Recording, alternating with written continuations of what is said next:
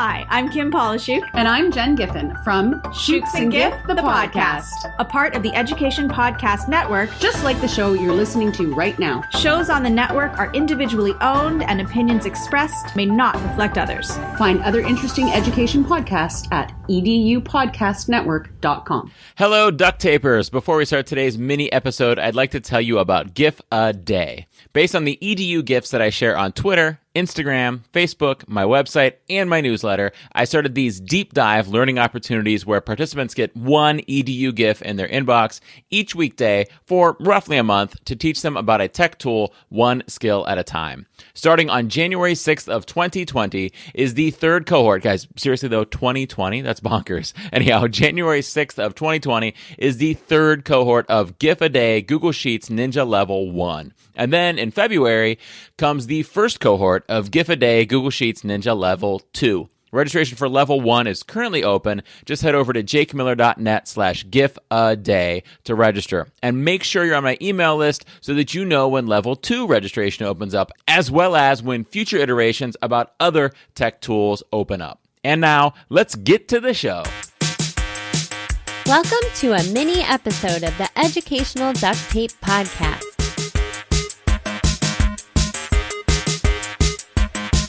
Mini episodes just like this one are released every other Wednesday and feature interviews with educators that were recorded live on location at a conference or event.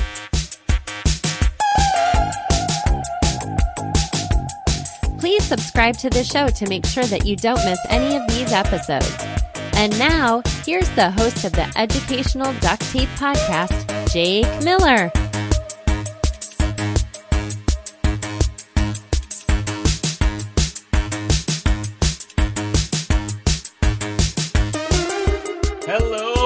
Duct Tapers, welcome in. Before we get into today's mini episode interview, I'd like to remind you to listen to full episodes of the podcast to hear longer interviews with my guests, my soapbox moments, and content from listeners just like you, the Duct Tapers.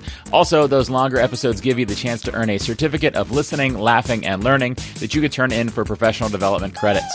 Mini episodes like this one that you're listening to right now, however, are not eligible for those credits simply because they're so short. However, what they lack in certificates and episode length, they make up for in awesomeness. Speaking of that awesomeness, let's travel back in time to today's interview, which was recorded live and on location at a conference or event. Today's guest. Okay, I'm here again from day 2 of Teach Better 2019 in Cuyahoga Falls, Ohio. I'm joined by a fellow passionate educator here who's very excited to be here. I've been watching this gentleman go live at all times of day throughout this conference, sharing all of the exciting learning that's taking place and everything. So I'm joined by Don Epps. So Don, you want to give everybody a little background about who you are? Yeah, I'm a middle school principal from southeast Kansas. We're about 2 hours south Kansas City, very rural area. But we are a very progressive community, and we really believe in giving our kids every opportunity in technology and innovation possible. So we're very blessed. We're about 500 kids, 6 through 8. And so being a middle school principal, you see something every day new. They're never the same day. Yeah, so. I love that. So aside from the stuff that you're doing in the school as a principal, you're also very active on social media, too, and engaging with people. So what's your handle and all that good stuff? Yep. On Twitter, it's Don Epps EDU on Twitter. This Don Epps on Facebook, Don Epps EDU on Instagram, and then YouTube is Don Epps, and then I got TikTok now. Yeah. All the kids, they would go crazy with TikTok. So I have not tried TikTok yet. So I don't care if it reaches our kids. That's all I care. Right. So I always joke and say I got Snap Face. No, Mr. Epps, you got Snapchat. But I have them all. I made a list. I did a keynote last Monday. I made all my connection slide, and my wife said, "You're running out of space." Right. This is nuts. Right. That's perfect. I love that you're using TikTok. I'm going to check that out now on your recommendation and learn more about it. Yeah. So the way educational duct tape works is we always look at this goofy metaphor that I've come up with, which says that educational technology is at its best when we're using it as a tool to solve a problem, address a goal, or meet a learning standard. Exactly. So my question for you is, how can we utilize STEM tools in the content area? So it's wonderful when a school has as a STEM class, and I think those are totally valid. But how can we also use some of those things that you might do in a STEM classroom in the regular classroom to still achieve those regular content area goals, but do that other stuff too? Well, we had the fortune to implement Makey and microbit into our school, and we were very fortunate to have Brian Aspinall, and he came down and did a 4-day workshop, training, keynotes. We had a student showcase night. It was an amazing experience. And during that time, our kids and our teachers were opened up to the opportunities where we can just, beyond a worksheet or beyond just a book type learning experience, we can take that learning experience to the next level with making meaningful, high level DOK projects, innovative thoughts with Makey, with coding, with some coding or microbit. And the kids have just went crazy with it. We bought a lot of Play-Doh in the last 2 weeks because the conductors and kids are giving these high-level responses to what they're learning about. That's cool. So before we dive into the content connections to those, I don't think we've mentioned Makey on the show before, even though I love Makey. Could you give everybody a high level, like what's on the box? What does it say on Makey? What's it do? So it's basically it's a input device, and kids do all types of things, conductive, closed circuit.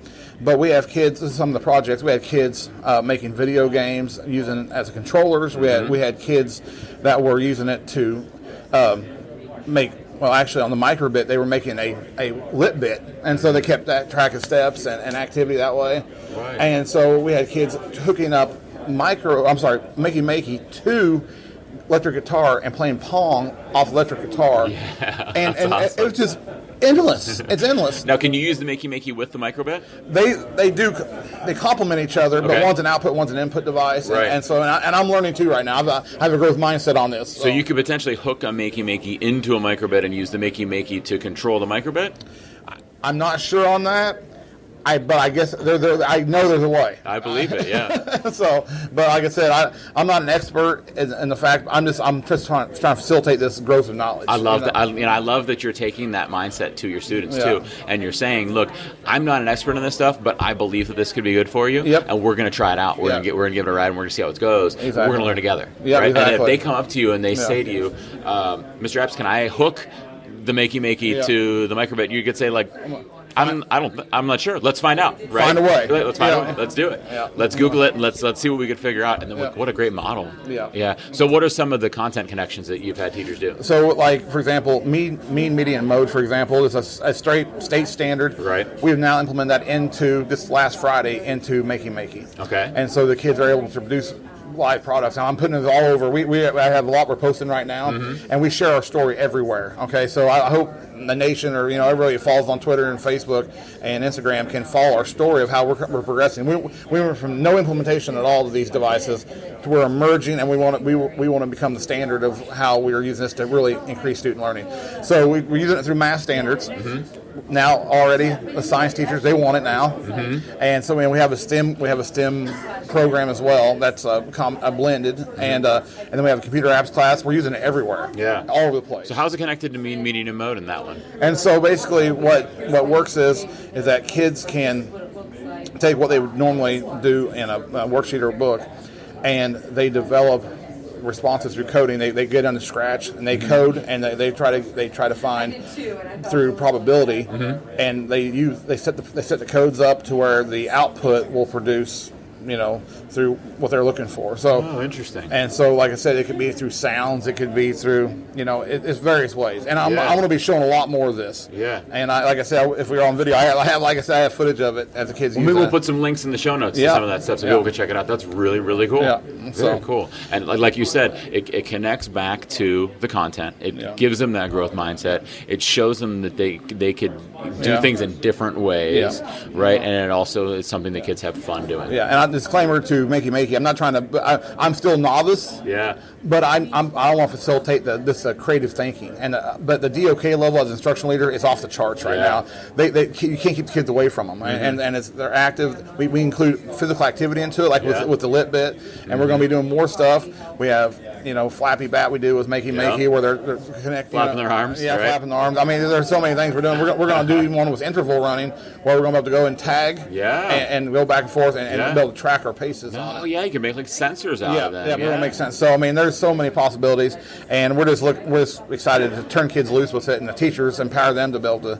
And, really cool. The biggest thing I took from it is the teacher does not have to be the expert in the device. Right. Well, you're modeling that, right? Yes, they have to be the expert in the curriculum and turn the kids loose with creativity for the device, and that's what makes it fun. What a great message. That's a perfect thing for us to end on there, Don. Except we've got to do an on-air selfie. You ready? All right. Hold on, let me get my phone ready, and I've got to go into the square version of the camera so I can post it to Instagram too. So you ready? On-air selfie. Yeah. Or, should I turn the camera around or should I face it away from? I've only done that. Take a picture of the 42 wall. times this week. I've done that 42 times. I'm actually taking the picture. I'm going to take a selfie and I'm going to put the picture over that way.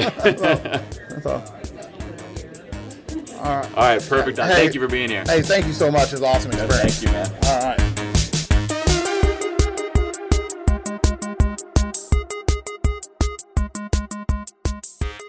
Thank you for listening to the Educational Duct Tape Podcast. Please visit eduducttape.com to join the discussion, share possible topics, inquire about being a guest, or contact Jake.